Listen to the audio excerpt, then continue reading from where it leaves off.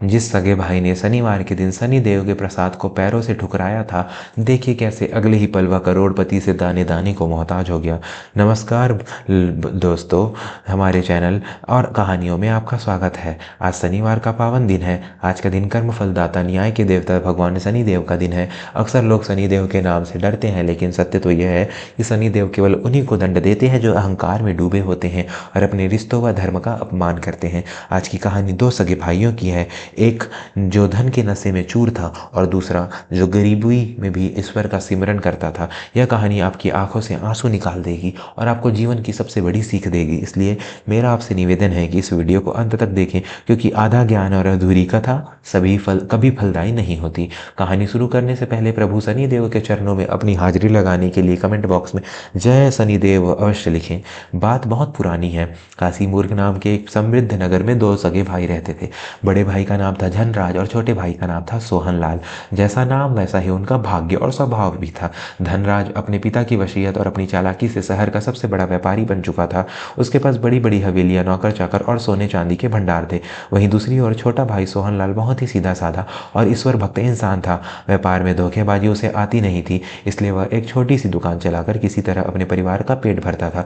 धनराज को अपने धन का बहुत अहंकार था। उसे लगता था कि दुनिया की हर चीज पैसे से खरीदी जा सकती है, यहाँ तक कि ईश्वर की कृपा भी। वह अक्सर गरीबों का मजाक उड़ाता और धर्म कर्म को केवल समय की बर्बादी मानता था। इसके विपरीत सोहनलाल और उसकी धर्मपत्नी सुमित्रा भगवान शनिदेव के परम भक्त थे। वे हर शनिवार को पीपल के पेड़ के नीचे दीपक जलाते, खिचड़ी का दान करते और शनि चालीसा का पाठ करते थे। एक बार की बात है, ज्येष्ठ माह जिसकी शनिचरी अमावस्या का संयोग बना था। यह शनिदेव को प्रसन्न करने का बहुत बड़ा दिन था। सोहनलाल और सुमित्रा ने अपने घर में शनिदेव की विशेष पूजा रखी थी। उनके पास ज्यादा धन नहीं था, फिर भी उन्होंने अपनी सामर्थ्य के अनुसार प्रसाद बनाया और भजन कीर्तन का आयोजन किया। सोहनलाल ने सोचा कि भले ही मेरा भाई मुझसे अलग रहता है और मुझसे नफरत करता है, लेकिन आज के पावन दिन मुझे उसे भी प्रसाद के लिए बुलाना चाहिए। सोहनलाल एक थाली में प्रसाद, काला तिल और गुड़ लेकर अपने बड़े भाई धनराज की हवेली पर पहुंचा।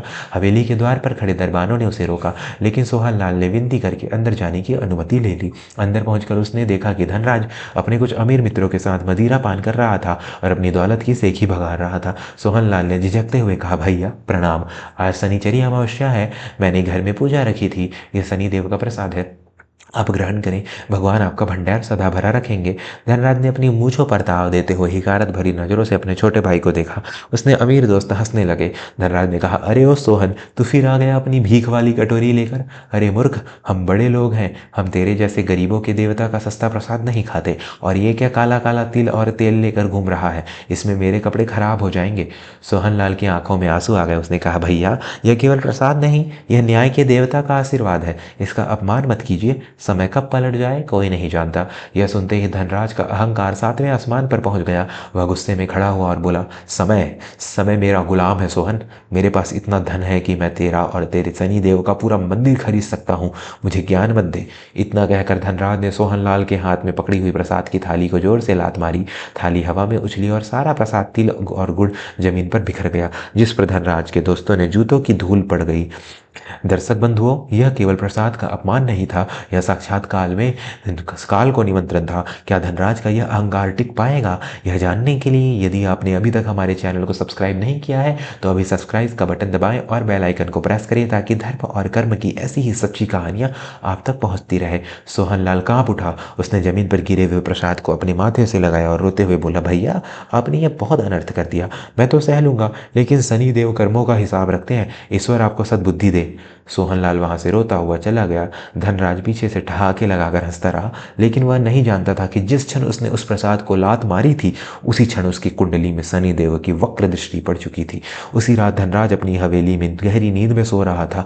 अचानक शोरगुल से उसकी आंख खुली। बाहर आग आग की आवाजें आ रही थी। धनराज भागकर बाहर आया तो देखा कि उसके कपड़े के सबसे बड़े गोदाम में भयंकर आग लग गई है। वह गोदाम जिसमें उसने अपना सारा काला धन और अवैध माल छुपा रखा था, धूं धूं कर जल रहा था। धनराज ने पानी डालने का प्रयास किया, लेकिन आग इतनी विकराल थी कि सब कुछ स्वाहा हो गया। लेकिन मुसीबत अकेले नहीं आती। अगली सुबह जैसे ही सूरज निकला, राजा के सैनिक धनराज की हवेली पर आ धमके। पता चला कि धनराज के मुनीम ने, जिस पर वह सबसे ज्यादा भरोसा करता था, राजा के खजाने में हेरा फेरी गलती की थी और सारा इल्जाम धनराज पर डाल दिया था।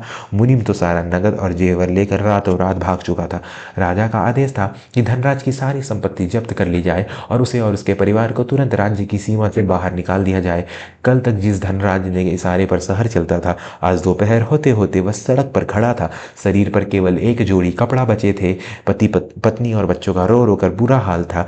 जिन अमीर दोस्तों के साथ बैठकर वह मदिरा पीता था, उन्होंने उसे पहचानने से भी इनकार कर दिया। कोई उसे पानी पिलाने को भी तैयार नहीं था। धनराज समझ नहीं पा रहा था कि 24 घंटे के भीतर उसका जीवन नर्क कैसे बन गया।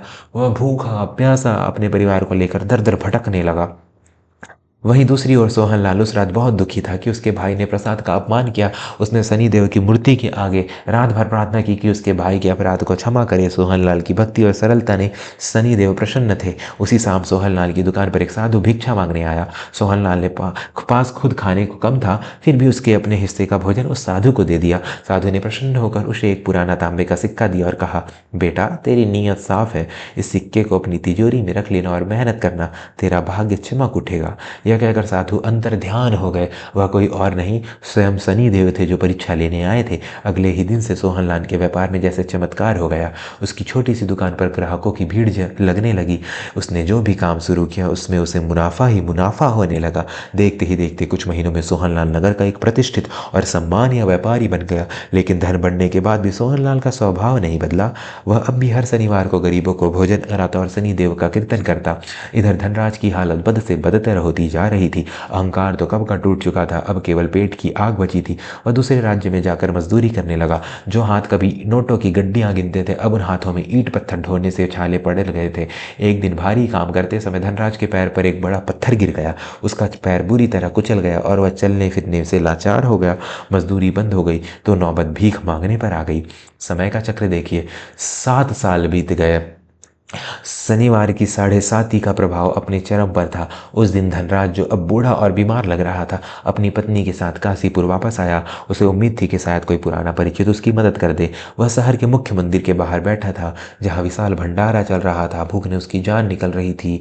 उसने अपनी पत्नी से कहा, देखो वहाँ खाना बट रहा है, जाकर हमारे लिए थोड़ी खिचड़ी मांग लाओ। भीड़ बहुत थी। धनराज खुद लंगड़ाता हुआ कतार में खड़ा हो गया। उसके कपड़े फटे हुए थे, बाल बिखरे हुए थे और चेहरा धूल से सना था। वह अपनी बारी का इंतजार कर रहा था। जैसे उसकी बारी आई, उसने कांपते हाथों से अपना पुराना बर्तन आगे किया। सामने जो व्यक्ति भोजन परोस रहा था, उसने जैसे ही उस भिखारी का चेहरा देखा, उसका हाथ रुक गए। भोजन परोसने वाला कोई और नहीं बल्कि उसका छोटा भाई सोहनलाल था। सोहनलाल ने अपने बड़े भाई को इस हाल में देखा तो उसकी आंखों से आंसुओं की धारा बह निकली। दोस्तों, क्या सोहनलाल अपने उस भाई को माफ करेगा जिसने उसे कभी जलील किया था, या वह बदला लेगा? यह जानने से पहले अगर आप भी मानते हैं कि शनिदेव कर्मों का फल अवश्य देते हैं, तो वीडियो को लाइक करें और अपने परिवार के साथ शेयर जरूर करें। सोहनलाल कड़छी छोड़कर दौड़कर बाहर आया और धनराज के चरणों में गिर पड़ा। भैया, आपकी यह दशा क्यों हो गई?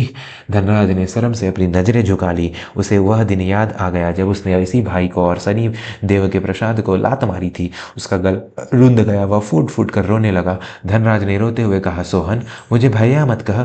मैं तेरा भाई कहलाने लायक नहीं हूँ। मैं पापी हूँ। मैंने अपने धन के घमंड में तुझे और तेरे ईश्वर को ठुकराया था। मैंने उस दिन शनिदेव के प्रसाद को लात मारी थी। उसी लात के कारण आज मेरा पैर टूट गया है। मैं समझ गया हूँ सोहन, शनिदेव किसी के सगे नहीं, वे केवल कर्मों के सगे हैं। आज मैं दाने दाने को मोहताज हूँ। यह मेरे ही कर्मों का फल है। मंदिर के प्रांगण में यह दृश्य देखकर सबकी आंखें नम हो गई। सोहनलाल ने अपने भाई को गले लगाया और कहा, भैया, पश्चाताप के आंसुओं से बड़ा कोई प्रायश्चित नहीं होता। शनिदेव दयालु हैं। आपने अपनी गलती मान ली, यही सबसे बड़ी बात है। चलिए घर चलिए, यह सब जो मेरा है वह आपका ही तो है। सोहनलाल अपने भाई और भाभी को अपने घर ले आया। उसने उनकी सेवा की, उनका इलाज करवाया। धनराजा पूरी तरह बदल चुका था। उसने अपने बचे हुए जीवन को शनिदेव की भक्ति में समर्पित कर दिया। अब वह हर शनिवार को मंदिर के बाहर झाड़ू लगाता और आने वाले भक्तों के जूते चप्पल साफ करता।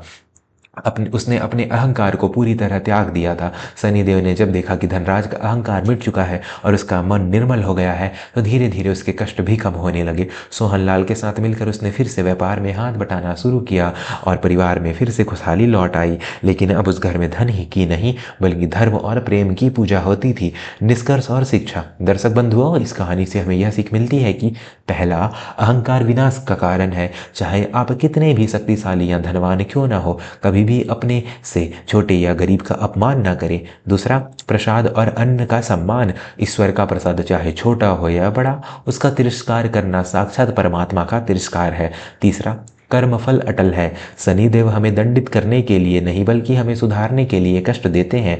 जब हम अपनी गलती मान लेते हैं और सुधर जाते हैं तो वही शनिदेव हमें रंक से राजा भी बना देते हैं। आज की यह कथा हमें यही सिखाती है कि सुख में कभी भगवान को मत भूलो और दुख में कभी आस्था मत छोड़ो। तो दोस्तों, कैसी लगी आपको आज की कहानी? क्या आपके जीवन में या आसपास भी कभी किसी को अपने कर्मों का फल मिलते देखा है? अपने अनुभव हमें कमेंट में ज़रूर बताएं। और हाँ, जाने से पहले हमारे चैनल को सब्सक्राइब करना ना भूलें ताकि हर शनिवार ऐसी ही ज्ञानवर्धक कहानियाँ आप तक पहुँचती रहे। जय शनिदेव।